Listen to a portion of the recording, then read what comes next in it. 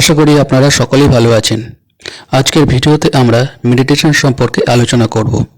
Meditation হলো এমন একটি অনুশীলন যেখানে আমরা আমাদের মনকে একাগ্র করে কোনো একটি বিষয়ে মনোনিবেশ করতে পারি। মেডিটেশনের মাধ্যমে আমরা আমাদের মনের শান্তি, মনোযোগ বৃদ্ধি, স্মৃতিশক্তি বাড়ানো, সিদ্ধান্ত নেওয়ার ক্ষমতা, মানসিক চাপ কমানো, উদ্বেগ কমানো, ঘুমের সমস্যা ইত্যাদি থেকে আমরা মুক্তি পেতে পারি।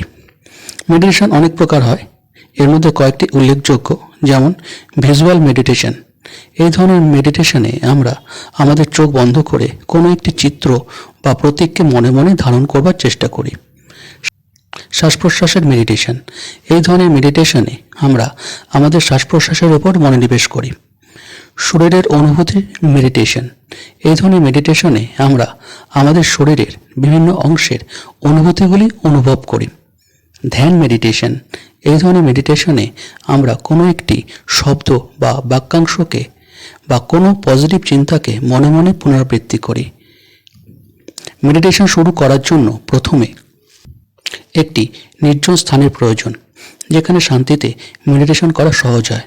এরপর একটি আরামদায়ক আসনে বসতে হবে, পিঠ সোজা রাখতে হবে এবং চোখ বন্ধ করতে হবে। এরপর মনকে একাগ্র করার চেষ্টা করতে হবে।